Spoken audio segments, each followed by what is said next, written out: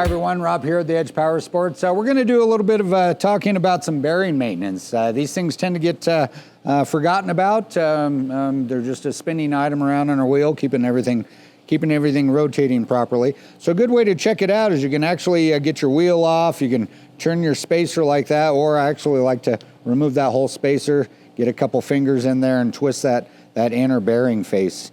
Make sure it's rotating nice and clean. If it feels grumbly or kind of crunchy, it's definitely time to replace that. Typically when you get a new bearing set, it'll come with a new wheel seal as well. So you pop the wheel seal out. Basically, if you want to remove this bearing, you're going to spin the wheel over, put this on a flat surface where you can take a punch and catch on the inside of that and drive that bearing out.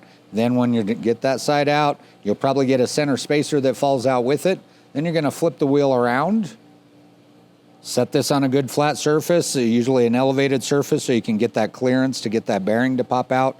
Remove the seal, punch that bearing out as well. So pretty simple process. Just make sure that when you are installing the bearings that you get them in there nice and flush. Usually you can tell by the tone of the hammer when you're beating down on that bearing. You'll hear that tone get a little deeper and you'll know that bearing's set in there completely solid and square. So wheel bearings, they're a wear item.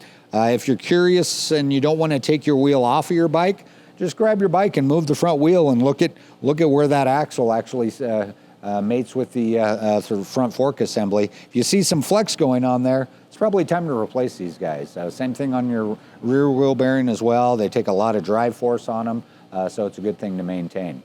We're going to take a look at a bike that's right up ahead of me here. We're going to talk about some things on wheel bearings, steering head bearings and swing arm bearings, those type of things too, because these definitely dry out. We're riding in different environments, water, snow, mud, that kind of thing. So we want to take a good look at these too. So we're going to take a look right over on this. We've got an 890 here. This one's more of a street bike, but same concepts. So basically all these steering head bearings up in here, they can get dried out or they can get contaminants in them. So it's a good idea, at least every couple seasons. If it's a street bike, I usually do mine about every 2 seasons. If it's my off-road bike or my race bike, I'm doing it once a season because these do take a lot of abuse. You want to make sure there's plenty of lubricant in there, plenty of the proper torque setting on these steering head bearings as well. So good idea. If you've got a race stand, it doesn't take too long to do it on your dirt bike. Just loosen the top steering head off. This whole fork assembly will slide out. If you want to do it a little easier, you can pull the fork tubes out and then just pull your upper and lower steering heads out, and then you can do that a little more compact and a little easier to handle instead of the whole wheel assembly coming out with it. So something you can take care of at home and something that we do on a regular basis here. So especially with the dirt bikes, they are a competition bike. They do need to maintain. We do recommend at least once a season to do that. This one's going to be a little easier to see the swing arm bearing here since the motor's removed.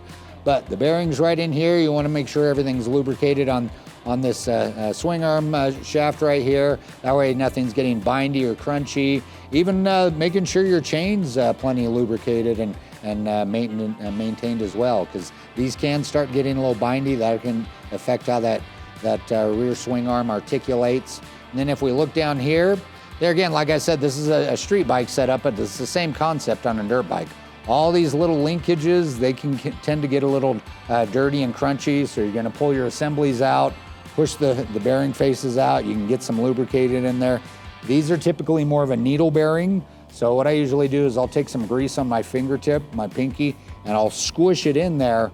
Sometimes those needle bearings will come off on your fingertip, but if you get them all placed just right in a row, they fill up that gap perfectly. You're not going to have any loose spots, and then you can get all those needles pushed back into place. Pack them in with grease, and then you can get the bearing sleeve faces put back into place. So sometimes that does happen with the needle bearings. When you go to grease them, they can come out in a big pile on your fingertip. Don't let that freak you out.